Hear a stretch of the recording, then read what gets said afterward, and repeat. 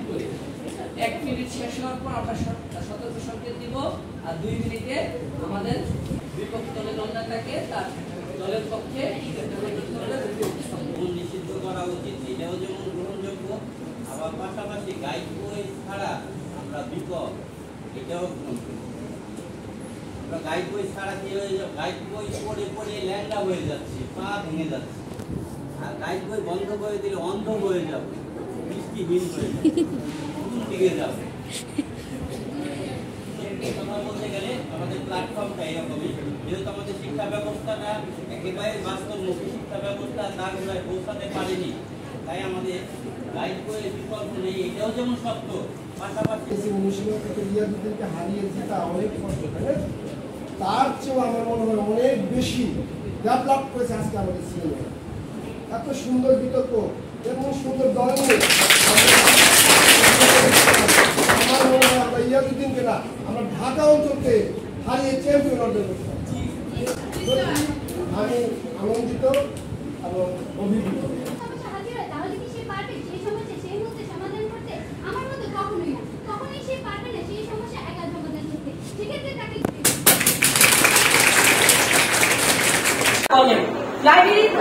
Library তাকে বইগুলোকে সুন্দরভাবে সাজিয়ে রাখেন, কিন্তু জ্ঞানের কোনো বিষয়ে কেউ যদি তাকে প্রশ্ন করে তিনি তার যথাযোগ্য জবাব দিতে পারতে হবে। আবার বইয়ের বিদ্যা না বুঝে কেবল মুখস্থ বা মুখস্থ করলেই হবে না, এই বিদ্যার প্রায়োগিক দিকটিও উপলব্ধি করতে হবে। অনেকটা জায়গা জমি বা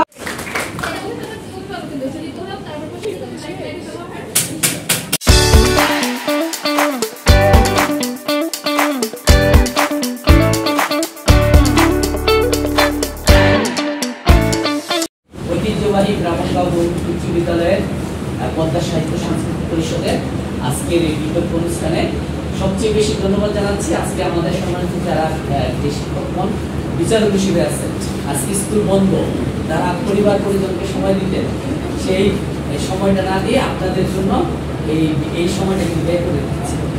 ছাত্রদেরকে ধন্যবাদ জানাচ্ছি, আর ধন্যবাদ জানাচ্ছি আমাদের প্রিয় শিক্ষার্থীদেরকে যারা ছুটি হওয়ার পরও মাত্র 1 সপ্তাহ ঘোষণায় তারা যে একটা উৎস উদ্দীপনা নিয়ে আজকে বিতর্ক প্রতিযোগিতা অংশগ্রহণ করছে, সবার জন্য আমরা নিজেদের একটা হাততালি দিই। এই বিতর্কের প্রতিযোগিতার বিতর্কের বিষয় নির্ধারণ করা হয়েছে শিক্ষা ব্যবস্থায় গাইড বইয়ের ব্যবহার কেবল আশীর্বাদ স্বরূপ। এই চমৎকার একটি বিষয়। আমরা শিক্ষা ব্যবস্থা যখন আমরা পড়াশোনা করি আমাদের প্রতিনিয়ত গাইড বই ব্যবহার করি। এখন এই গাইড বইয়ের আমাদের উপকারও আছে, অপকারিতাও আছে। আজকে আমাদের তিনটা শক্তিশালী টিম, আমাদের স্কুলের সবচেয়ে বয়োজ্যেষ্ঠ যারা সিনিয়র 10ম শ্রেণী, সেই দুইটা শক্তিশালী টিম অংশগ্রহণ করবে। আমাদের পক্ষে আছে আজকের বিতর্কের বিষয়ের পক্ষে আছে 10ম ঘোষাকার মেয়েরা এবং বিপক্ষে আছে 10ম ঘোষাকার ছেলেরা। আমি বিচারকদের সাথে বিতর্কীদের পরিচয় হওয়ার জন্য তাদের পরিচয়টা তারা পরিবেশন করার জন্য আহ্বান জানাচ্ছি। বক্তব্য থেকে শুরু করেন।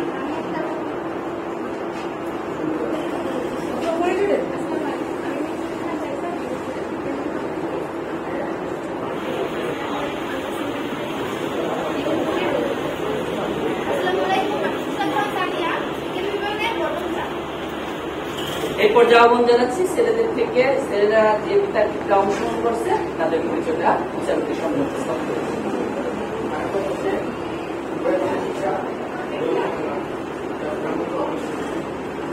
আসসালামু আলাইকুম, আমার নাম তানজিল, আমি ব্যবসায় শিক্ষা বিভাগের একজন ছাত্র এবং আমি ব্যবসা শিক্ষা বিভাগের ছাত্র, আমার নাম নুরি।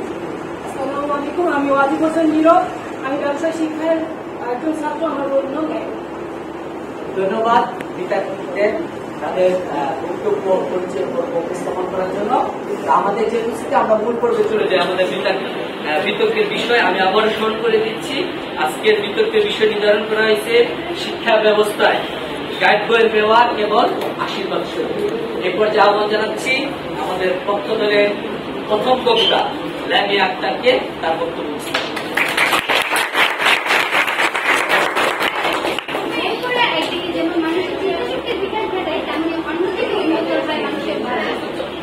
মানুষের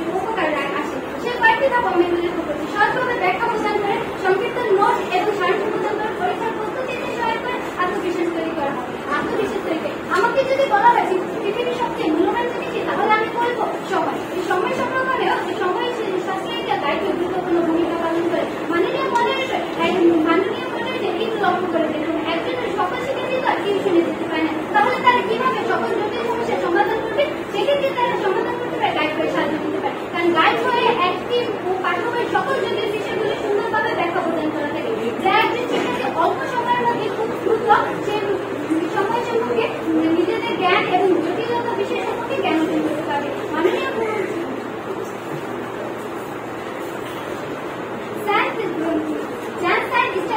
আমরা যখন বই সংগ্রহ করি তখন আমরা আনন্দের সম্মুখীন করি, যেমনটা আমার জীবনে একবার ঘটেছিল। আমি বিজ্ঞান বিভাগের একজন ছাত্র। যখন আমি রসায়ন গাইডটি কিনে আনি, তখন সেই গাইডের প্রেজেন্টেশন থেকে আমি খুব আনন্দিত হই। আমি সবচেয়ে বেশি আনন্দিত হই এই দেখি যে রসায়নের সকল জটিল বিক্রিয়া সেই গাইডের মধ্যে ব্যাখ্যা দেওয়া আছে। তাহলে কি সেটা আমার জন্য আশীর্বাদস্বরূপ নয়? প্রতিপক্ষ বন্ধুদের এই সকল অভিজ্ঞতার বিপরীতে থাকা অযৌক্তিক কারণে হঠাৎ আমার মনে পড়ে গেল স্যার আইজ্যাক নিউটনের একটি কথা, who kills a man work and not anarchist, অর্থাৎ আমরা অতিরিক্ত প্রাচীর তৈরি করি কিন্তু অপর্যাপ্ত পরিমাণে সেতু তৈরি করতে পারি না।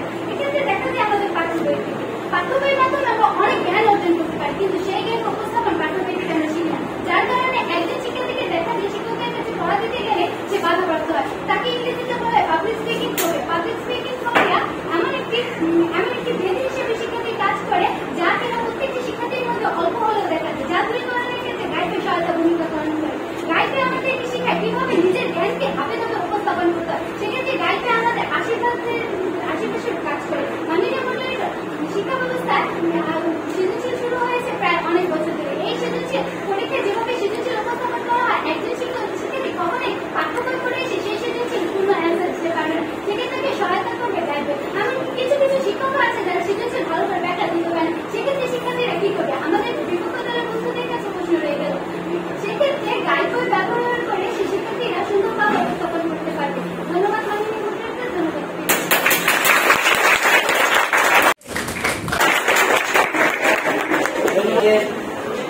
পক্ষ দলের প্রথম বক্তা লামিয়া আক্তারকে তার সুন্দর সুস্পষ্ট বক্তব্য উপস্থাপন করা। সেক্ষেত্রে আমাদের গাইড বইয়ের উপকারিতার পাশাপাশি যে সৃজনশীল হওয়া দরকার শিক্ষার্থীদের এবং আমরা যারা শিক্ষকতার পেশায় আছি তাদেরকে যে সৃজনশীলতা অংশগ্রহণ করা দরকার সেগুলো ব্যাখ্যা করছি।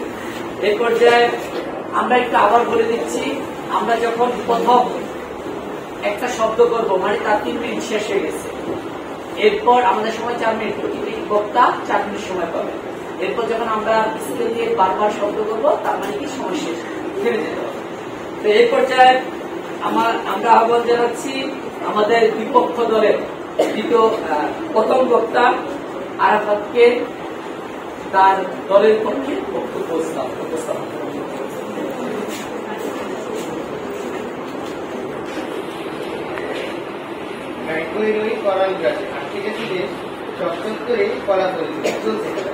মাননীয় মডারেটর, বিচারক মন্ডলী, উপস্থিত সবাইকে, আমার পক্ষ বিপক্ষ বন্ধুদের সবাইকে শুভেচ্ছা ও ধন্যবাদ জানিয়ে আজকে আমি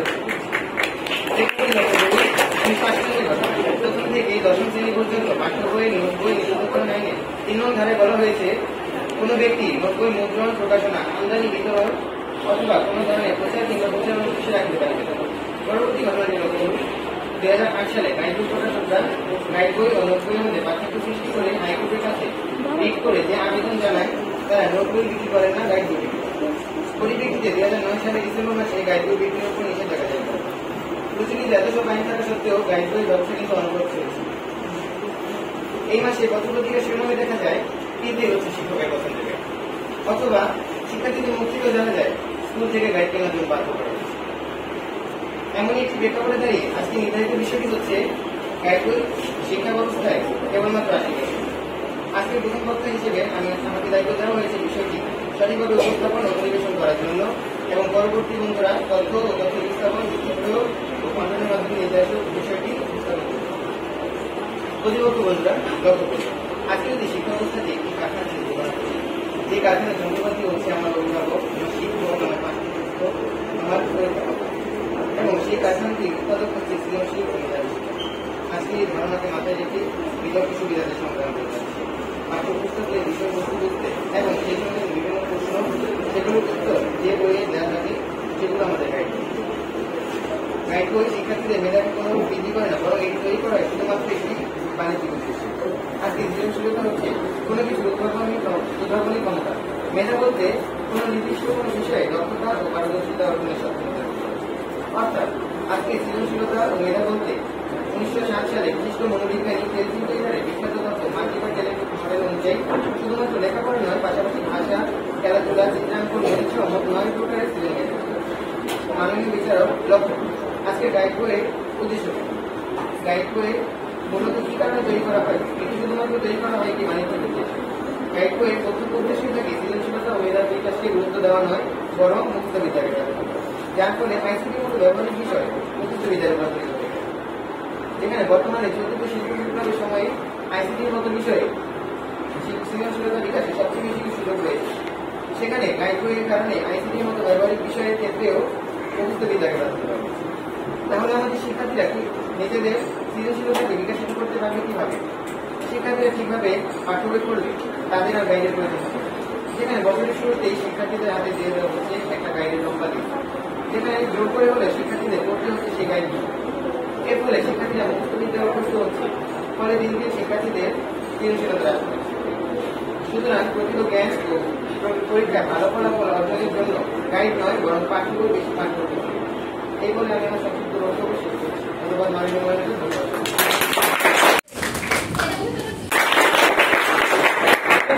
ধন্যবাদ জানাচ্ছি আমাদের বিপক্ষ দলের প্রথম বক্তা আরাফাত। এই পর্যায়ে আহ্বান জানাচ্ছি আমাদের পক্ষ দলের দ্বিতীয় বক্তা মেহজাবিন খান রাইসাকে তার দলের পক্ষে।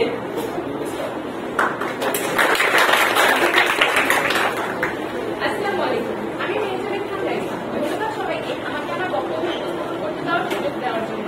আজকে আমাদের বিতর্কের বিষয় শিক্ষা ব্যবস্থায় গাইড বইয়ের ব্যবহার কেবলমাত্র আশীর্বাদ স্বরূপ। যথেষ্ট যুক্তির কারণে আমি এবং আমার দল এর পক্ষে অবস্থান করছি। সবাইকে শুভেচ্ছা জানিয়ে আমি আমার বক্তব্য এখানেই শুরু করছি। জ্ঞানের পরিধি অসীম হলেও প্রকাশের পরিধি সসীম। মাননীয় মডারেটর একটু লক্ষ্য করলে দেখবেন আমাদের পাঠ্য বইয়ের অনুশীলনীতে পরীক্ষার্থীদের জন্য পর্যাপ্ত প্রশ্ন থাকে না। সেই ক্ষেত্রে গাইড বই প্রতিটি অধ্যায়ে কমপক্ষে 15 থেকে 20টি সৃজনশীল এবং প্রতিটি অধ্যায়ে কমপক্ষে 200 থেকে 300টি বহু নির্বাচনী প্রশ্ন উল্লেখের মাধ্যমে আমাদের সহযোগিতা করবে। দেখুন, আমাদের বিপক্ষ দলের বন্ধুরাও কিন্তু গাইড ব্যবহারকারী। ব্যাপারটা বড়ই অদ্ভুত। ব্যাপারটা কি একটু অদ্ভুত না? মাননীয় মডারেটর, আমরা এসএসসি ব্যাচ 2026 আমাদের সকলের মনের মধ্যে ঘিরে আছে বিভিন্ন এই বিষয়ে বিভিন্ন ধরনের প্রশ্ন এবং আমরা ভাবি আগামী পরীক্ষা প্রশ্ন কেমন হবে। সেই ক্ষেত্রে একটু লক্ষ্য করলে দেখবেন আমাদের গাইড বই এখানে আমাদের পথ প্রদর্শক হিসেবে কাজ করেছে। গাইডে থাকা সকল নমুনা প্রশ্ন সহ গাইডে রয়েছে বিগত সালের সব বোর্ড প্রশ্ন, যা একটি পরীক্ষার্থীকে পর্যবেক্ষণের জন্য যথেষ্ট। অন্যদিকে পাঠ্য বইয়ের অনুশীলনীতে হাতে গোনা কয়েকটি প্রশ্ন কখনোই একটি পরীক্ষার্থীদের জন্য অন্তত পর্যাপ্ত হতে পারে না। এখন আমার প্রতিপক্ষ বন্ধুদের কাছে আমি প্রশ্ন করতে চাই, তারা কি কখনোই পাঠ্য বইয়ের অনুশীলনী প্রশ্নের অভাব অনুভব করেনি? আর যদি তারা কখনোই অভাব অনুভব না করে থাকে তাহলে তারা সেই অভাবটি কেন অনুভব করেনি? আশা করি এই প্রশ্নটির উত্তর দেওয়া হবে। পাঠ্য বইয়ের এমন অনেক বাক্য থাকে যা আমরা ঠিক বুঝে উঠতে পারি না যে এখানে আসলে কি বোঝানো হয়েছে। সেসব জটিল বাক্যে সুন্দর ব্যাখ্যা দেওয়া থাকে গাইড বই। মাননীয় মডারেটর, আমাদের প্রতিপক্ষ বন্ধুরা অবশ্যই কোনো ভাষাবিদ নয়, তাহলে তারা কি এই সমস্ত জটিল বাক্য সমাধান করার জন্য কখনোই গাইড বইয়ের সাহায্য নেয়নি? আর যদি না নিয়ে থাকে তাহলে তাদেরকে অবশ্যই দিয়ে যেতে বলবেন পাঠ্য বইয়ের কোথায় এই সমস্ত জটিল বাক্যের সুন্দর বর্ণনা দেওয়া হয়েছে।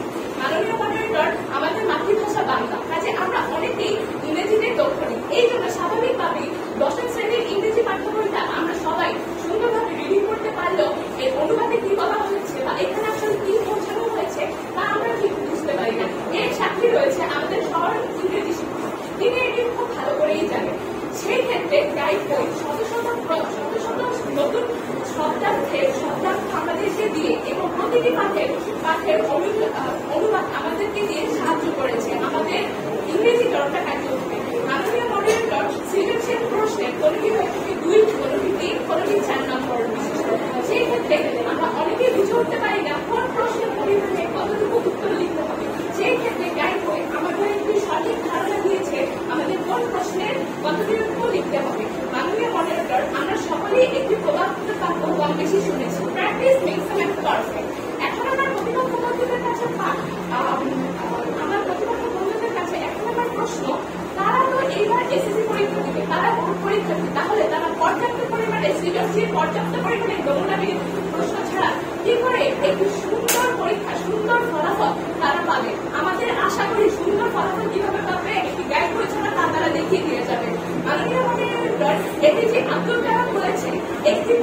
সরাসরি বন্ধুর সমান। মাননীয় মডারেটর, আপনি আমাদের শ্রেণীতেও শিক্ষক, তো আপনি জানেন আমাদের ক্লাসে এমন অনেক মানুষ আছে যারা ইন্ট্রোভার্ট ক্যারেক্টার হওয়ার কারণে ঠিক মতো বন্ধু হয়ে উঠতে পারে না।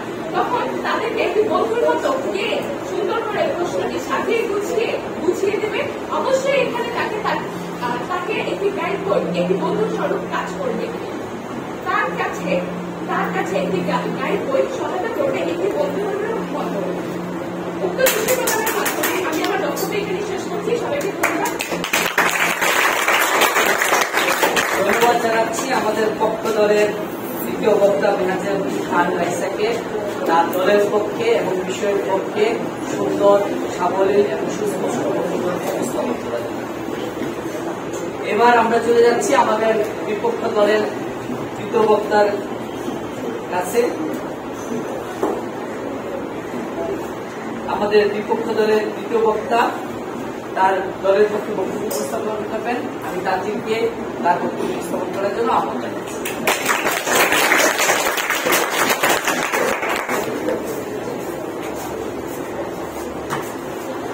মাননীয় মডারেটর, দ্বিতীয় বিচারক মন্ডলী এবং প্রিয় সহকারীরা, আসসালামু আলাইকুম। আমি আজকে আলোচ্য বিষয়ের বিপক্ষে দ্বিতীয় বক্তা হিসেবে আমার বক্তব্য পেশ করতে যাচ্ছি। আজকের বিতর্কের বিষয়টি হল শিক্ষা ব্যবস্থায় গাইড বইয়ের ব্যবহার কেবল আশীর্বাদ স্বরূপ।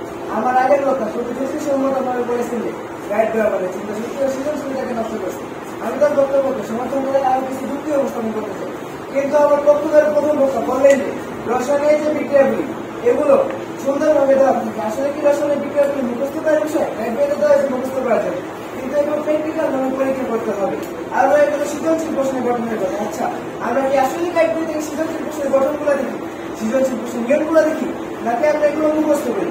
একজন ঘুমন্ত মানুষকে হয়তো জাগানো সম্ভব, কিন্তু যে জেগে জেগে ঘুমায় তাকে আমার পক্ষে জাগানো সম্ভব। আশা করি আমার প্রশ্ন উত্তর পেয়ে গেছে। বাংলাদেশের শিক্ষা ব্যবস্থা হলো মূলত সৃজনশীল নির্ভর। সৃজনশীল নির্ভর শিক্ষা ব্যবস্থায় বাচ্চারা যে কোনো বিষয়, যে কোনো প্রশ্নের উত্তর দেখবে, যে সৃজনশীলতা, চিন্তা শক্তি, গবেষণা শক্তি কাজে লাগে। কাজে তাদের ইচ্ছাকৃত হয়ে তাকে আগে 10 বছর পড়তে হবে, যে বিষয়বস্তু নিয়ে চিন্তা করতে হবে, গবেষণা করতে হবে, তাহলে না সে চিন্তা ভাবনা দিয়ে কিছু লিখতে পারবে। কিন্তু তারা কোনো বিষয়বস্তু নিয়ে না ভাবে, না গবেষণা করে, তারা তাদের বিদ্যালয় থেকে ঠিক করে রাখে নির্দিষ্ট প্রতিষ্ঠানের গাইড বই থেকে পড়াগুলো মুখস্থ করে এবং পরীক্ষার হলে সেই মুখস্থ করা পড়াগুলো লিখে আসে। এখন আমরা যদি একটু গভীরভাবে চিন্তা করি, গাইড বই কি আসলেই আমাদের চিন্তা শক্তি, সৃজনশীলতা, আমাদের মেধা বিকাশে সাহায্য করে? প্রশ্ন রয়ে গেল। আর আমার বিপক্ষ দলের দ্বিতীয় বক্তা বললেন যে আমরা কি আসলেই গাইড বই ব্যবহার করি না। গাইড বই হচ্ছে বাংলাদেশের শিক্ষা ব্যবস্থায় বড় কাটা শুরু। এখানে কাটা ফেলে দিলে আমরা বাঁচবো না, এবং যদি না ফেলে দিই তাহলে এটা আমাদের শরীরের জন্য ক্ষতিকর। তখন আমাদের সৃজনশীলতা, গবেষণা শক্তি, চিন্তা শক্তি হ্রাস পায়। গাইড বই পড়তে পড়তে আমাদের যান্ত্রিক মুখস্থের অভ্যাস হয়ে যায়, ফলে আমাদের চিন্তাধারাও একটি নির্দিষ্ট রূপ, নির্দিষ্ট বক্সের মতো বন্ধ হয়ে যায়। তারা আর গাইড বই থেকে যে 10 লাইন মুখস্থ করেছে এর বাইরে কিছু ভাবতে পারে না। তাদের আউট অফ দ্য বক্স চিন্তা করার ক্ষমতা হ্রাস পায়। তারা কোনো কিছু নিজের থেকে লেখার প্রয়োজন বোধ করে না। তাদের ভাবনা থাকে যে তারা গাইড বইয়ের থেকে মুখস্থ করে লিখবে। ফলে দেখা যায় যে অনেক শিক্ষার্থী গাইড বইয়ের উপর এতটাই নির্ভরশীল হয়ে পড়ে যে মূল পাঠ বই পড়তেই যায় না। ফলে গভীরভাবে বিষয়বস্তু জ্ঞান অর্জিত হয় না। শিক্ষার্থীরা মনে করে গাইড বইয়ে সব আছে, ফলে তারা শিক্ষক বা শ্রেণীকক্ষে মনোযোগ কম দেয়, শিক্ষা অর্জনে নেতিবাচক প্রভাব ফেলে। শিক্ষার্থীরা এই গাইড বইয়ের উপর অতিরিক্ত নির্ভরশীলতা তাদের অলস করে দেয়। তারা চেষ্টা করে না নিজের থেকে কিছু বুঝতে বা শিখতে। তারা বিষয়বস্তু সম্পর্কে গবেষণা করতে চায় না, কোনো বিষয় সম্পর্কে গভীরভাবে চিন্তা করতে চায় না। ফলে তাদের চিন্তা শক্তি ও সমস্যার সমাধান করার ক্ষমতা দুর্বল হয়ে যায়। 2009 সালে বাংলাদেশে সৃজনশীল প্রশ্ন পদ্ধতি চালু হয়েছে। এতে শিক্ষার্থীদের মুখস্থ না করে বোঝা, বিশ্লেষণ, প্রয়োগ ও সৃজনশীলতা চিন্তা করার ক্ষমতার উপর গুরুত্ব দেওয়া হয়। কিন্তু এই সৃজনশীল শিক্ষা ব্যবস্থা যা মূলত বিশ্লেষণ, প্রয়োগ ও সৃজনশীলভাবে চিন্তা করার ক্ষমতাকে উন্নয়নের জন্য প্রদান করা হয়েছে, তা সফল হচ্ছে না। কারণ বাজারে গাইড বই ও সাজেশন মুখস্থ নির্ভর। শিক্ষার্থীরা এগুলোর উপর নির্ভরশীল হয়ে গেছে। এছাড়া ছোটবেলা থেকেই শিক্ষার্থীরা গাইড বইয়ের পড়া মুখস্থ অভ্যস্ত হয়ে পড়েছে। তাই তারা কোনোভাবে কিছু বিশ্লেষণ বা চিন্তা করে প্রশ্নের উত্তর দিতে পারে না। এই গাইড বইয়ের অতিরিক্ত ব্যবহার শিক্ষার মান, গুণগত উন্নয়ন, চিন্তা শক্তি, সৃজনশীলতা ও বিশ্লেষণ করার ক্ষমতাকে ক্ষতিগ্রস্ত করে। আমি বইয়ের সাথে একটা সুন্দর দিয়ে আমার বক্তব্য শেষ করতে চাই। গাইড বই নয়, মূল বই হোক সাথে। চিন্তা শক্তি বাড়ো, হোক জ্ঞানের পথে গেছে। মুখস্থ করে লাভ নেই, বুঝে নাও সব কথা। গাইড নয়, পাঠ্য বই হোক শিক্ষার মূল। ধন্যবাদ মাননীয় মডারেটর, ধন্যবাদ সবাই।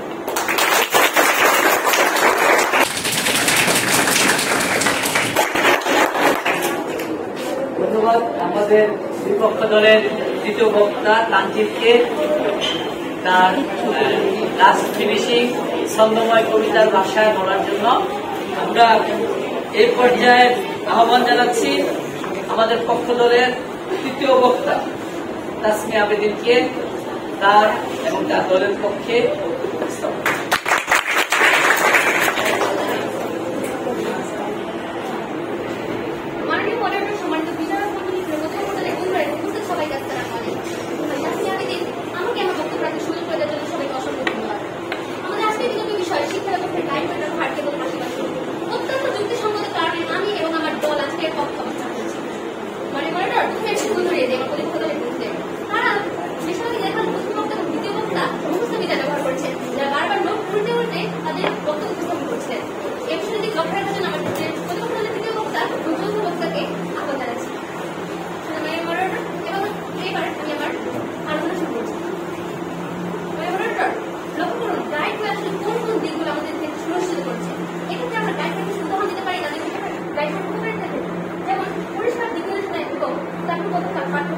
এবং এর পাশাপাশি সহজভাবে বুঝতে বোঝার জন্য গাইড আমাদের সাহায্য করে থাকে। বলে মডারেটর শিক্ষার্থীদের আত্মবিশ্বাস এবং মনোবল বৃদ্ধিতে গাইড করেছে অসামান্য ভূমিকা। শিক্ষার্থীদের শিক্ষার প্রতি আগ্রহ বৃদ্ধি করছে এই গাইড। এমনকি স্বল্প সময় অভিজ্ঞতা দিচ্ছে আমাদের এই গাইড বই। পরীক্ষা এবং মূল্যায়ন প্রস্তুতির জন্য আমরা গাইড বই সবসময় ব্যবহার করি। মানে মডারেটর লক্ষ্য করুন, পাঠ্যক্রম গাইড বই এবং গাইড বই একটি আরেকটি পরিপূরক। মানে মডারেটর যখন আমরা একটি পাঠ্য বই পড়ে থাকি তারপর যখন আমরা আয়ত্ত জানি কিন্তু চর্চা না করি তাহলে আমরা সেটাতে প্রতিষ্ঠিত ফলাফল নিষ্পেষিত করতে পারবো। কিন্তু মানে মডারেটর যখন আমরা গাইড বই পাঠ্য ব্যবহার করবো কিন্তু পরবর্তীতে যখন আমরা গাইড বইয়ের উপর আয়ত্ত আনবো, গাইড বই থেকে প্রচুর পরিমাণে চর্চা করবো এবং সেই থেকে ধারণা নেব, তখন আমরা একটি বিষয়ের উপর প্রতিষ্ঠিত ফলাফল সুনিশ্চিত হতে পারবো। এবং শুধু সুনিশ্চিত না, মানে মডারেটর আমরা সদা সুনিশ্চিত হতে পারবো। মানে মডারেটর আমাদের প্রতিপক্ষ দলের বন্ধুরা মুখ্য বিদ্যালয় দিয়ে গেছেন এবং তারা প্রথম বন্ধু যে কথাই বললেন 1980 সাল, 2008 সাল এবং 2009 সালের কথা উল্লেখ করলেন, কিন্তু তারা আমাদের প্রতিপক্ষ দলের বন্ধুদের কাছে তথ্য ভান্ডার কিন্তু নেই তাদের কোনো তথ্য সূত্র। মানে মডারেটর এদিকে লক্ষ্য রাখবেন। মানে এবার আসি আলোচনার প্রশ্নোত্তর পর্বের অংশে। মানে মডারেটর প্রথম বক্তা বলে গেছেন গাইড বই নাকি সৃজনশীলতা হ্রাস করছে আমাদের। মানে আমাদের বিদ্যালয়ের কিংবা যে কোনো বিদ্যালয়ের একজন শিক্ষক যখন একটি বিষয় বোঝান তখন অন্যের যে গাইড থেকে আমরা দেখতে পারি যে সেখানে অন্যভাবে একটা উত্তর দেওয়া আছে। মানে মডারেটর অন্যের যে গাইডে আরেকটু যদি আমরা গাইড নিই সেখানে ভিন্নভাবে উত্তর দেওয়া থাকে। মানে মডারেটর অর্থাৎ বিকল্প পদ্ধতি এখানে রয়েছে। মানে মডারেটর এখন আসি ফলাফলটা কি বলে। দুর্বল শিক্ষার্থী যখন এই তিনটি দিক বিবেচনা করবে তখন তারা যখন বিদেশি শিক্ষাটা দেখবে, প্রথম গাইডটা দেখবে, দ্বিতীয় গাইডটা দেখবে, তার মধ্যে যেটা তাদের সহজ মতো মনে হবে তারা সেটাই গ্রহণ করবে। মানে মডারেটর এবার মেধাবী শিক্ষার্থী ক্ষেত্রে মানে মডারেটর যখন মেধাবী শিক্ষার্থী তিনটি পদ্ধতি হচ্ছে চেষ্টা করো তিনটি পদ্ধতি আনতে। মানে মডারেটর এবার তার আপনি বলুন মানে মডারেটর যে এখানে তার সৃজনশীলতা বৃদ্ধি পাবে না হ্রাস পাবে। আমি মনে করি তার সৃজনশীলতা দ্বিগুণ বৃদ্ধি পাবে। এরপর আমাদের প্রতিপক্ষ দলের দ্বিতীয় বন্ধু বলে গেছেন আইসিটির কথা। আইসিটির মতো দিনের বিষয়টাকে আমরা একটু মুখস্থ করছি। মানে মডারেটর বিষয়টা সম্পূর্ণ একজন শিক্ষার্থীর উপর নির্ভর করছে। একজন শিক্ষার্থী কেন গাইড বই থেকে মুখস্থ করবে আইসিটি, এটা তো বোঝার বিষয়। সে যদি নিজে ব্যবহার করে এটা সম্পূর্ণ তার দোষ, কোনো গাইড বই দোষ নেই। গাইড বই কোনো আত্মা কিংবা রূপ নেই যে তাদের উস্কানি কোনো কথা বলবে যে আমাকে মুখস্থ করো, আমি যদি আয়ত্ত। মানে মডারেটর এবং এটা একটা শিক্ষকের যদি শিক্ষক তাকে উস্কানিমূলক এমন ধরনের কোনো কথাবার্তা বলে। মানে মডারেটর এবার আসে আমার প্রথম বক্তা যে ধরনের সালের কথা শেষ করতে সালের কথা। প্রথমত 1980 সালে গাইড বই নিষিদ্ধ করা হয়। পরবর্তীতে 2008 সালে নোট বই এবং সকল ধরনের গাইড বইকে নিষিদ্ধ করা হয় এবং পরবর্তীতে 2009 সালে গাইড বইকে পুনরায় নিষিদ্ধ ঘোষণা করা হয়। মানে মডারেটর তত সেটা www.শিক্ষাবোধ.com। মানে মডারেটর পরবর্তীতে এবার খেলা অনুমোদিত করবেন।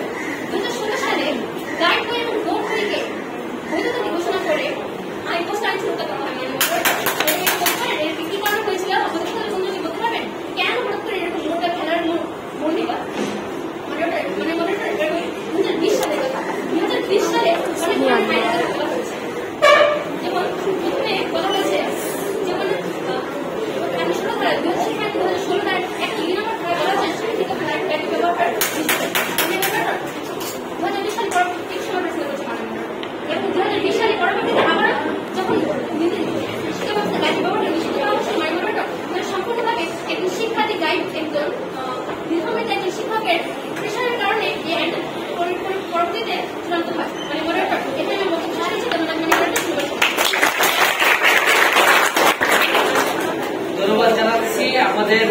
পক্ষ দলের দ্বিতীয় বক্তা তাসমিয়া আবেদিনকে তার এবং তার দলের পক্ষে বক্তব্য উপস্থাপন করার জন্য। এ পর্যায়ে আমরা ফিরে যাচ্ছি বিপক্ষ দলের তৃতীয় বক্তার কাছে। এ পর্যায়ে আহ্বান জানাচ্ছি তৃতীয় বক্তা সজীব হোসেনকে তার বক্তব্য উপস্থাপন করার জন্য।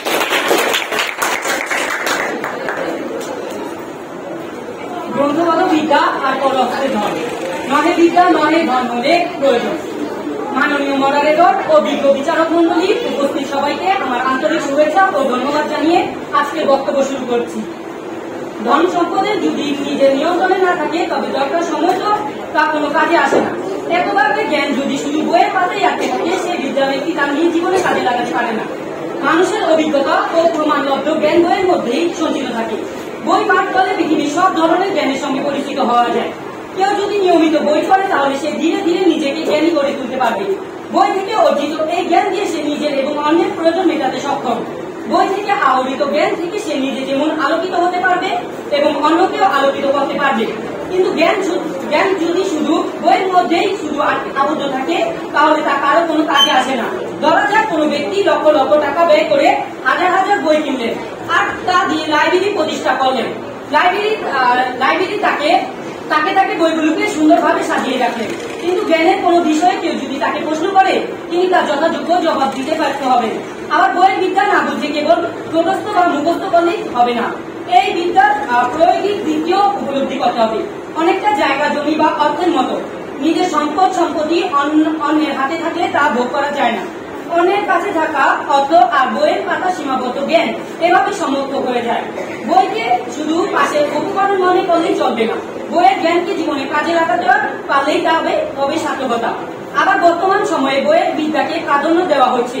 তাহলে কিভাবে আমাদের শিক্ষার্থীরা নিজেদের সৃজনশীলতাকে বৃদ্ধি করতে পারবে? শিক্ষার্থীরা ঠিকভাবে পাঠ্য বই পড়লে আশা করি তাদের আর গাইডের প্রয়োজন হবে না। যেখানে বছরের শুরুতেই শিক্ষার্থীদের হাতে দেওয়া হচ্ছে গাইডের লম্বা লিস্ট, যেখানে জোর করে হলেও শিক্ষার্থীদের পড়তে হচ্ছে সেই গাইডগুলো। এর ফলে শিক্ষার্থীরা মুখস্থ বিদ্যায় পারদর্শী হচ্ছে, ফলে তারা দিন দিন তাদের সৃজনশীলতাকে ধ্বংসের দিকে ধাবিত করছে। সুতরাং প্রকৃত জ্ঞান বেশি বেশি অর্জনের জন্য পাঠ্য বই শ্রেয়। এর বলে আমি আমার সংক্ষিপ্ত বক্তব্য শেষ করছি। ধন্যবাদ মাননীয় মডারেটর, ধন্যবাদ সবাইকে। ধন্যবাদ জানাচ্ছি আমাদের বিপক্ষ দলের তৃতীয় বক্তা সজীব হোসেনকে তার খুব সংক্ষিপ্ত এবং প্রাণচান্ত তথ্যবহুল বক্তব্য উপস্থাপনের জন্য। এ পর্যায়ে আমরা ফিরে যাচ্ছি আমাদের পক্ষ দলের দিকে। আমাদের পক্ষ দলের দল নেতা আহ্বান জানাচ্ছি নুসরাত জাহানকে তার বক্তব্য উপস্থাপন।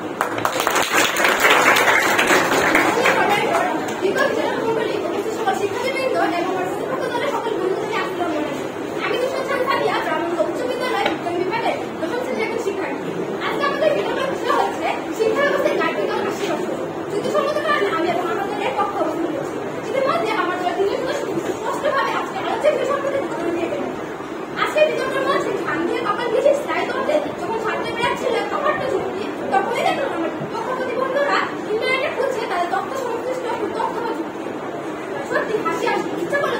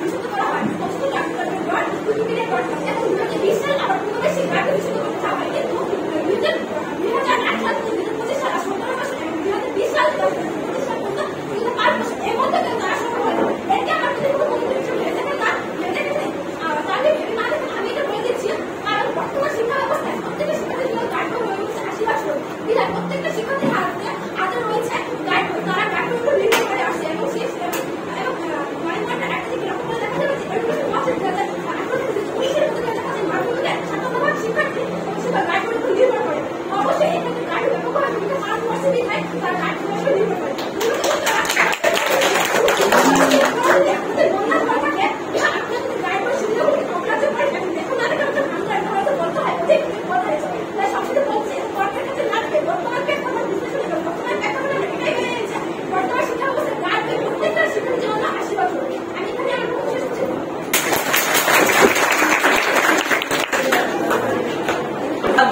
জানাচ্ছি আমাদের পক্ষ দলের দলনেতা নুসরাতজাহানকে তার দলের পক্ষে বক্তব্য উপস্থাপন করার জন্য আমরা ফিরে যাচ্ছি বিপক্ষ দলের এ পর্যায়ে আহ্বান জানাচ্ছি বিপক্ষ দলের দলনেতা ওয়াজিদ হোসেনকে তার দলের পক্ষে বক্তব্য উপস্থাপন।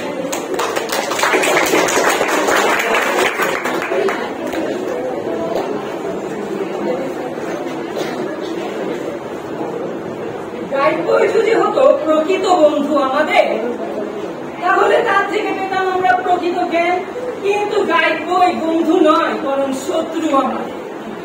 প্রকৃত জ্ঞান পাই আমরা মূল বই থেকে, তাই বইকে আমাদের বানাতে হবে বন্ধু। মাননীয় মডারেটর, বিজ্ঞ বিচারক মন্ডলী ও সকলকে আন্তরিক শুভেচ্ছা জানিয়ে আমি আমার বক্তব্য শুরু করছি। আজকে বিতর্কের বিষয় গাইড বই শিক্ষা ব্যবস্থার জন্য কেবলমাত্র আশীর্বাদ স্বরূপ। বইয়ের মধ্যে গাইড বই একদিকে যেমন আমাদের মেধাকে ধ্বংস করছে, অন্যদিকে ঠিক তেমনি আমরা মুখস্থ বিদ্যায় পারদর্শী হয়ে যাচ্ছি। গাইড বইয়ে এই যে সৃজনশীল দেওয়া থাকে, এর প্রধান কাজ কি? এর প্রধান কাজ হচ্ছে নিজের দক্ষতা কাজে লাগিয়ে উত্তর দেওয়া, কিন্তু আমরা তা না করে বরং মুখস্থ করে উত্তর দিচ্ছি। নিজের মেধার উন্নয়নের পরিবর্তে ধ্বংসের দিকে ধাবিত হচ্ছি। এখন একটি নিম্ন আয়ের পরিবারের দিকে তাকালেই আমরা বুঝতে পারবো। একটি দিনমজুর, তার মাসিক আয় কমপক্ষে 6 থেকে 7,000 টাকা। এই টাকা দিয়ে তার সন্তানের বিদ্যালয়ের খরচ, পড়ালেখার সামগ্রী ও খাবারের খরচ মেটাতে হয়। এখন যদি আবার গাইডের বইয়ের কথা বলা হয়, তাহলে কিভাবে সে তার সন্তানকে কিনে দেবে? কি বর্তমানে গাইড বই খুবই চওড়া মূল্যে বিক্রি হচ্ছে। সাধারণত মানুষের অভিজ্ঞতা ও জ্ঞান বইয়ের মধ্যেই থাকে। গাইড বই এরও প্রয়োজন হয় না। আর বই থেকে আহরিত জ্ঞান সে নিজে যেমন আলোকিত হতে পারবে, তেমনি অন্যকেও আলোকিত করতে পারবে। সৃষ্টির শুরু থেকে যত বিজ্ঞানী মনীষীরা এসেছেন, তারা নিশ্চয়ই কোনো গাইড বই পড়ে এই পর্যন্ত আসেননি।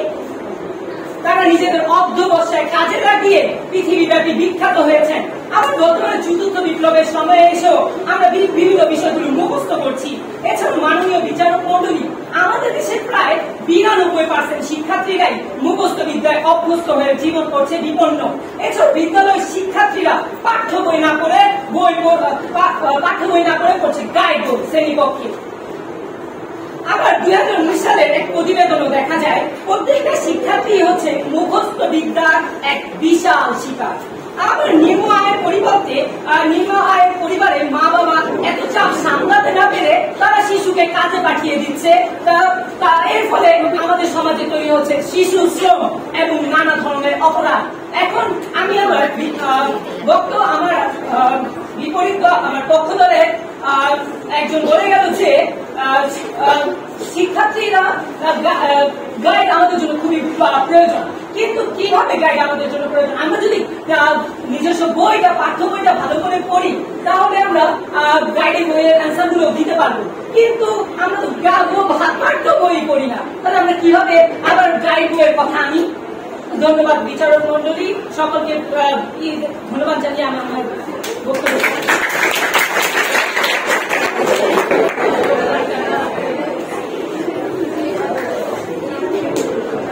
আমাদের বিতর্কের মূল পর্ব আনুষ্ঠানিকভাবে এখানে শেষ হয়েছে। আমরা এবার দলনেতাদেরকে বক্তব্য দেওয়ার সুযোগ দিব। দলনেতারা সময় পাবেন অতিরিক্ত 2 মিনিট করে। 1 মিনিট শেষ হওয়ার পর আমরা সতর্ক সংকেত দিব, আর 2 মিনিটে আমাদের বারবার ঘন্টা পড়বে। এরপর যে আমরা আহ্বান জানাচ্ছি আমাদের পক্ষ দলের দলনেতাকে যুক্তি খণ্ডন করবে তার বক্তব্য উপস্থাপন করার জন্য। বক্তব্য রাখছি।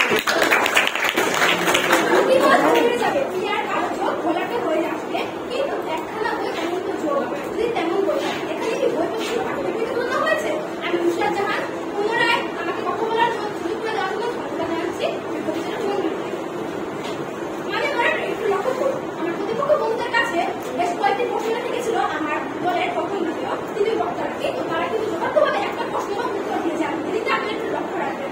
এবং মানে আমার প্রতিপক্ষ দলের দ্বিতীয় বক্তা চতুর্থ বক্তা বলে গেলেন যে মনীষীদের কথা। মানে আমার একটু লক্ষ্য করুন, ফ্যান রাজা ফ্যানের কথা, ফ্যান কিন্তু প্রাচীনকালে ছিল না, কিন্তু এটা বর্তমানে প্রাচীনকালে ছিল না বিধায় এটা ব্যবহার করা যায় না, কিন্তু বর্তমানে এই হিসেবে এটা ব্যবহার করা উচিত। ঠিক তেমনি মনীষীদের কথা, মনীষীরা মনীষীরা ছোট ছিল প্রাচীনকাল, সেক্ষেত্রে বিভিন্ন বাক্য ছিল না, কিন্তু বর্তমানে বাক্য ছিল না আছে বিধায় এটা প্রত্যেকটা শিক্ষার্থী ব্যবহার করছে।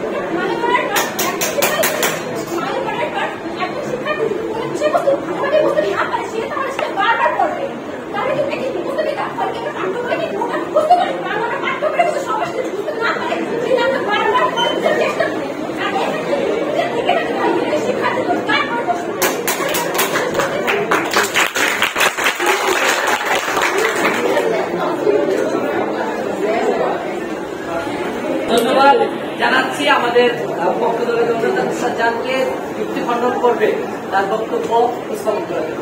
এরপর যে আমরা ফিরে যাচ্ছি বিপক্ষ দলের দলনেতার কাছে। আমরা আহ্বান জানাচ্ছি ওয়াজিদ হোসেনকে বিপক্ষ দলের দলনেতাকে তার দলের পক্ষে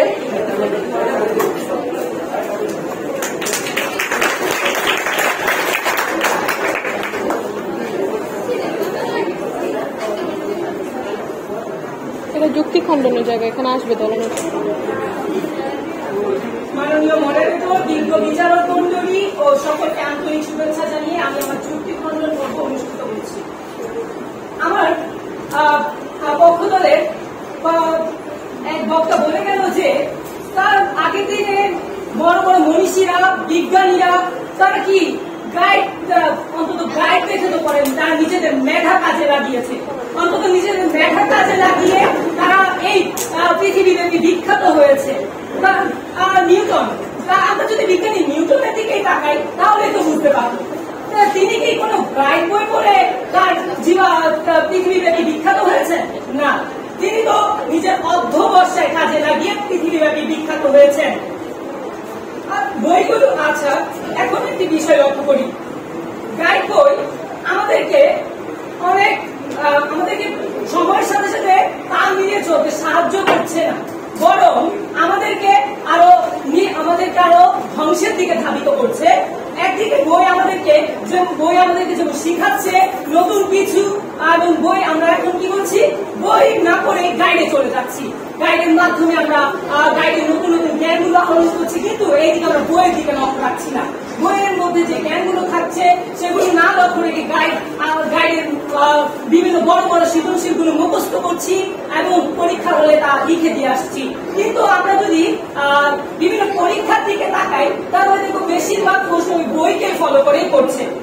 আবার আমরা এখন যদি বইকে শুধু আমরা গুরুত্ব দিতে হবে সব ক্ষেত্রে, যে এমনকি বই আমাদেরকে অনেক সাহায্য করছে। যেমন বইয়ের মাধ্যমে আমরা জ্ঞান আহরণ করছি, এর ফলে আমরা একটি নতুন, একটি দেশের মূল কথা কি, একটি দেশের মূল হচ্ছে ওই দেশের নাগরিক। এখন যদি সেই নাগরিকই মুখস্থ বিদ্যায় পারদর্শী হয় তাহলে সে কিভাবে একটি দেশ চালাবে, কিভাবে একটি দেশকে আরো সমৃদ্ধ করবে। এখন আমরা একটি অফিসারের দিকে তাকাই, সে কি করে একটি ঘুষ এবং অনেক অন্যায় কাজে জড়িত হয়, তাহলে তাদের শিক্ষা কি লাভ? আশা করি বই আমাদেরকে এছাড়াও আবার বর্তমানে সবাই বই বিদ্যাকে প্রাধান্য না দিয়ে গাইডের পরিপ্রেক্ষিতে মুখস্থ বিদ্যাকেই প্রাধান্য দেওয়া হচ্ছে। তাহলে কিভাবে আমাদের শিক্ষার্থীরা নিজেদের সৃজনশীলতা বৃদ্ধি করতে পারবে? শিক্ষার্থীরা কিভাবে পাঠ্য বই ঠিকভাবে না করলে আশা করি তাদের গাইডের প্রয়োজন হবে না। যেখানে বছরের শুরুতে শিক্ষার্থীদের হাতে দেওয়া হচ্ছে গাইডের লম্বা লিস্ট, সেখানে কিভাবে তারা এইসব এখন আবার আরেক দিকে লক্ষ্য করলে আমরা বুঝতে পারবো।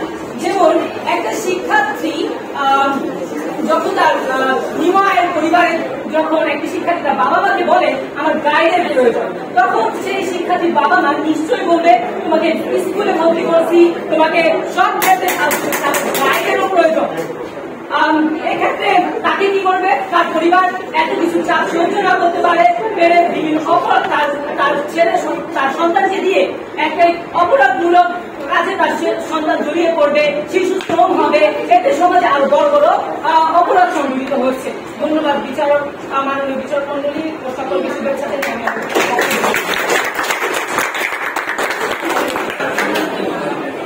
আমরা আমাদের সম্মানিত যারা বিচারক মন্ডলী ছিলেন তারা আমাদের ফলাফল প্রস্তুতের পূর্বে আমরা একটু আলোচনা করি। সেটা হলো আমাদের দুই পক্ষই তাদের পক্ষে, দলের পক্ষে চমৎকার যুক্তি এবং আপনার উদাহরণ প্রমাণ দেওয়ার চেষ্টা করছেন। আমরা এরপর একটু সারসংক্ষেপ যদি জানি, আমাদের পক্ষ দলের তৃতীয় বক্তা বলেছেন যে গাইড বই ব্যবহার বা নোট ব্যবহার আমাদের কিন্তু প্রতিহত হচ্ছে। তিনি উদাহরণ দিতে গিয়ে তার বিপক্ষ দলের বক্তাদের কথা উপস্থাপন করছেন যে তারাও তো নোট করে নিয়ে আসছেন এই বিতর্ক অংশগ্রহণ করার জন্য, ওটা তো তারা দেখছে।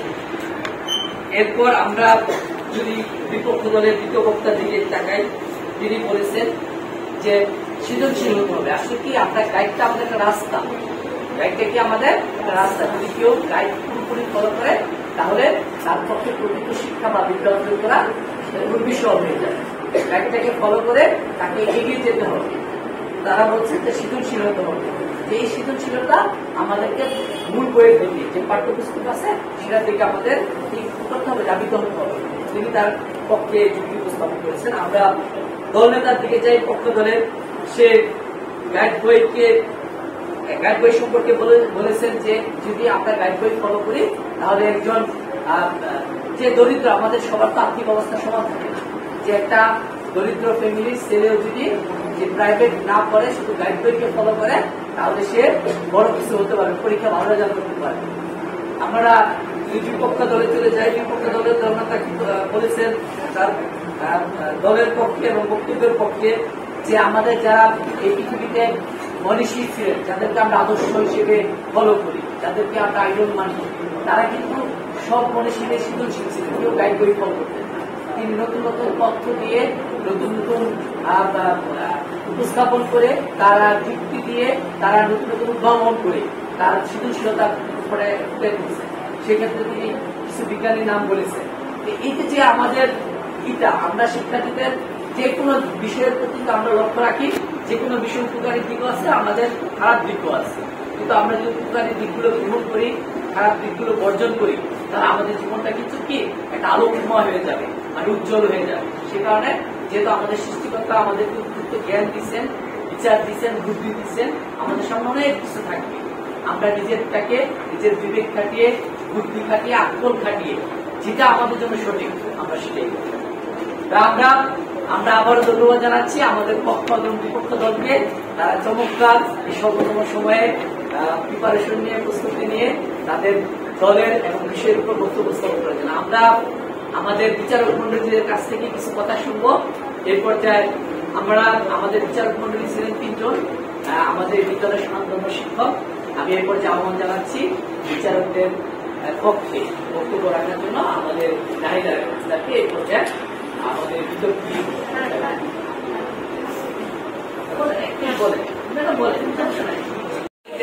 একজন অপরাধতা প্রকাশ করলেন, তিনি বলতে চাচ্ছেন না। আসলে এই পর্যায়ে আমি আহ্বান জানাচ্ছি আমাদের বিদ্যালয়ের সিনিয়র শিক্ষক জনাব বিপ্লব হোসেনকে স্যারকে বিচারকদের কমিটি বলা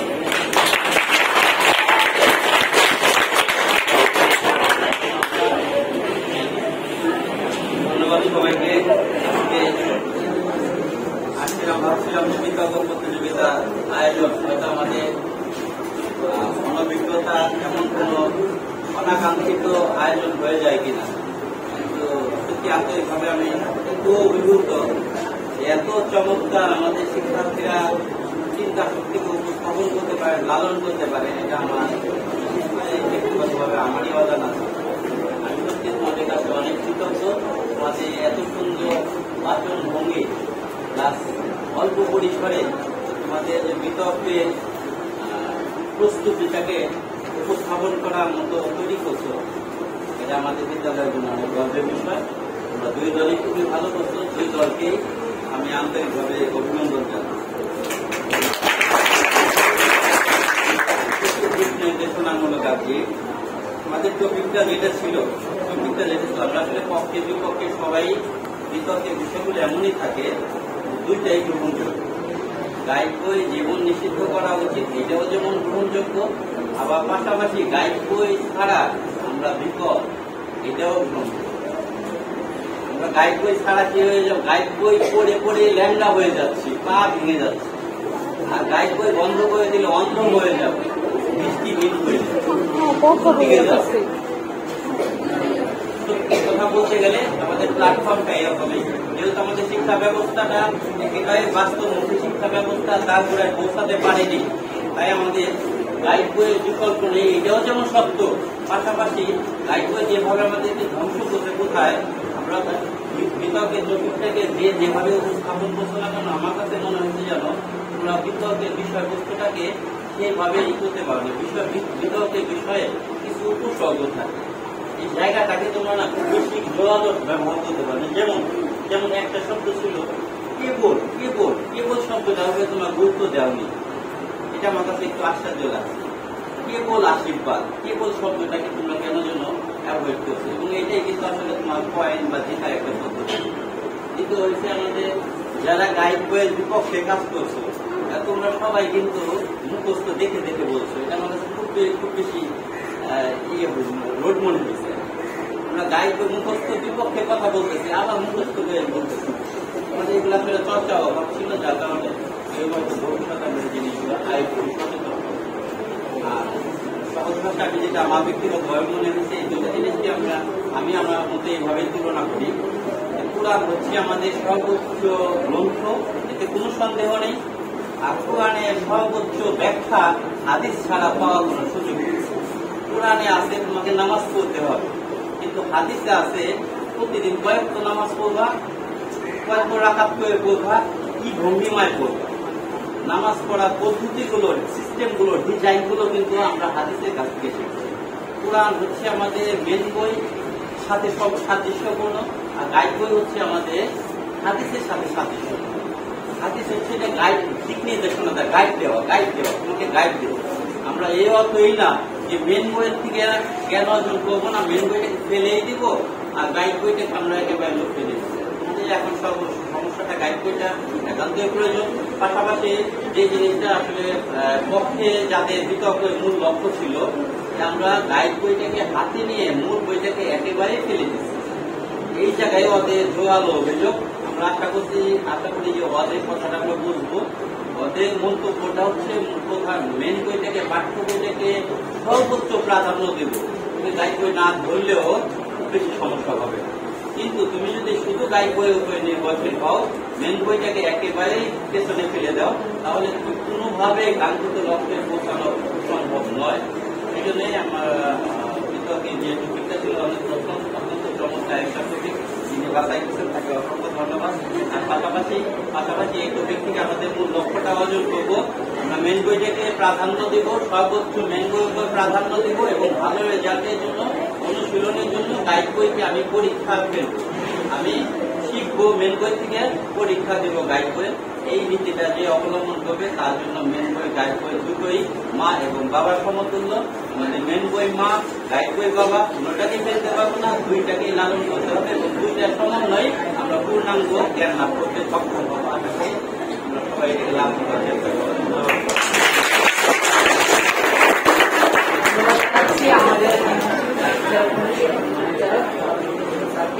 এ পর্যায়ে আমরা জানাচ্ছি আমাদের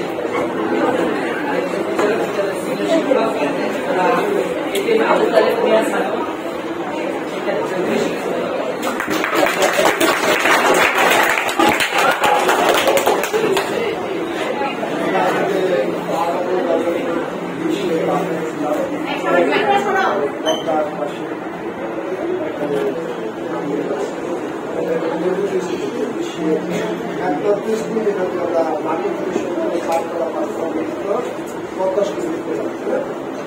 সেই স্কুলের প্রথমে হওয়া তার একটা আগ্রহে আমরা যে একটা উপস্থাপনা দেখলাম সত্যি গঠিত এবং আমি উদ্যোগ করে জানাই কারণ সর্বশেষ আমার নেতৃত্বে নুনদের নুন একটা ছিল ইসলাম রিয়াজুদ্দিন বিশ্ববিদ্যালয়তে ঢাকা উচ্চ ইসলাম 16 সালে 17 আমরা সেখানেও একটা হারিয়ে তো সেই দলে রিয়াজুদ্দিন বিশ্ববিদ্যালয়কে হারিয়েছেন রিয়াজুদ্দিনকে হারিয়েছে তা অনেক কষ্ট তাই তার চেয়েও আমার মনে হয় অনেক বেশি ডেভেলপ করেছে আজকে আমাদের ছেলেমেয়েরা। এত সুন্দর বিতর্ক এমন সুন্দর দল আমরা ইয়াজুদ্দিনকে না আমরা ঢাকা অঞ্চলকে হারিয়ে চ্যাম্পিয়ন অর্জন করতে আমি আনন্দিত এবং অভিভূত। লামিয়া প্রথম বক্তা হিসেবে বলছে যে প্র্যাকটিস করলে পারফেক্ট হওয়া যাবে। এপিজে আব্দুল কালামের উদ্ধৃতি দিয়েছে যে একটা ভালো বই একটা 100% 100টা ভালো বন্ধুর চেয়েও ভালো কাজ করে। খুব সুন্দর কথা। এরপরে আসছে তাসমিয়া, সে বলছে যারা বইয়ের গাইডকে খারাপ বলছে তারা দেখছে এখানে এসে পাতা উঠাচ্ছে কথা বলছে, তার মানে তারাও তো সহায়তা নিচ্ছে তাই না। এরপরে বলছে মুশরাক যে যারা গাইডকে খারাপ বলে তারা তো দেখছি যে কম্পিউটারের স্বাধীন এটা ওরা পাতা উঠাচ্ছে দেখছে ঘাম ধরাচ্ছে শরীরের ঘাম ধরাচ্ছে ইত্যাদি ইত্যাদি অনেক কিছু বলছে তাই না। এরপর বিপক্ষ দলে আসছে আরাফাত, সে বলছে বই ব্যতীত এই সব লোকেরা কিছুই ভাবতে পারে না, তারা গাইড করে ভালো কথা। এরপর বলছে তানভীর যে এরা চিন্তাশীল হতে পারে না, তারা গাইডের প্রতি একেবারে ডুব মেরে থাকে, তারা চিন্তাশীল হতে পারে না, বেশ ভালো কথা। নিবিড় বলছে খুব সুন্দর ছন্দ মিলিয়ে মহামনীষীদের কথা, গ্রন্থগত বিদ্যা পরমাংশ ধন নয় বিদ্যা নয় ধন বলে যুক্তি তারই খারাপ নয়, খুব সুন্দর কথা। এরপর আসছে আমাদের দল নেতা, সে বলছে যে বড় বড় মনীষীরা কখনো গাইড করে নাই, নিউটন কখন গাইড করেছে, সে কোনো গাইড করে নাই, প্র্যাকটিস করতে করতে আরো কিছু করতে করতে তারা বড় হয়েছে। পক্ষান্তরে আবার পক্ষ দলের নেত্রী এসে নুসরাত, সে বলছে কি প্রিয়ার কালো চোখ ঘোরা হয়ে যাবে, অনেকটা বই অনন্ত যৌবনা সে কখনো ঘোরা। তাহলে কত সুন্দর কত মূল্যবান কথা আমি শুনলাম, আমি সত্যি আবির্ভূত হয়েছি। যদি আমাদের যার নেতৃত্বে আমার লাইব্রেরিয়ান টিচার আমাদের ছোট ভাই অত্যন্ত ভালো মাহমুদুল যেদিন চালিয়ে যায়, আমরা রিয়াজুদ্দিন নয়, আমরা ঢাকা বিকাশকে বহুবার প্রতি আমাদের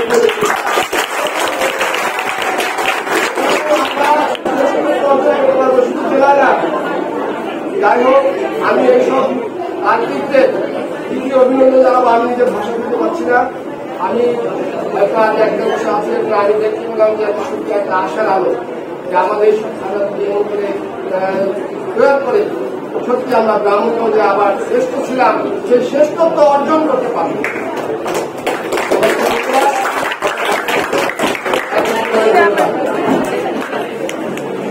ধন্যবাদ জানাচ্ছি আমাদের বিদ্যালয়ের শ্রেণী শিক্ষক জনাব আবু তালেব মিয়া স্যারকে।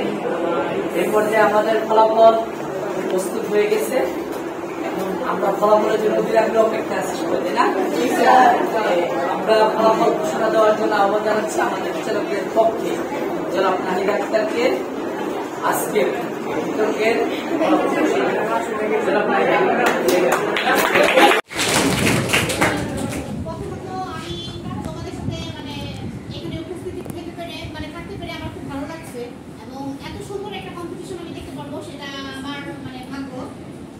খুব ভালো কম্পিটিশন করছে, খুব কাছাকাছি। মানে আমরা দ্বিধাদ্বন্দ্ব করে গেছিলাম যে আমরা আসলে কাদেরকে প্রতিযোগী হিসেবে মানে প্রথম করবো, কাদেরকে সেকেন্ড করবো, এটা তো থাকেই। আর জিত তো প্রত্যেকটা জিনিসের মধ্যেই থাকে। তো এখানেও ছিল, কিন্তু আমাদের একটু মানে চিন্তা করতে হয়েছে যে আসলে কাদেরকে দেওয়া যায়, কারণ দুই দলই সুন্দর করে উপস্থাপন করতে পারছে। তো এখন তারপরেও হার জিত যেহেতু থাকে, আমাদের একজনকে অবশ্যই ফার্স্ট হতে হবে, তারপর আরেক দলকে সেকেন্ড হতে হবে। এটার জন্য আমরা একটা ফলাফল বিচারকরা সহ তৈরি করা হয়েছে, সেটা নিয়ে আমরা একটু কথা বলবো। এখন আমাদের হচ্ছে বিজয়ী দল, পক্ষ দল হচ্ছে আমাদের বিজয়ী দল।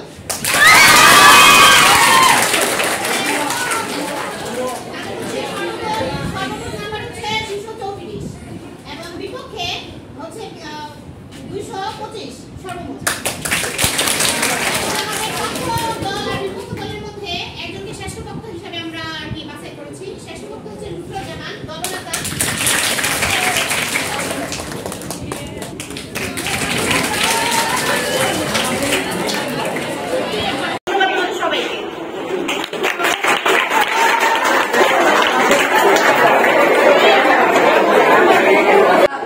আমাদের পক্ষ এবং বিপক্ষ দলের নাম্বার নিচে বিচারকরা যে নাম্বার দিচ্ছেন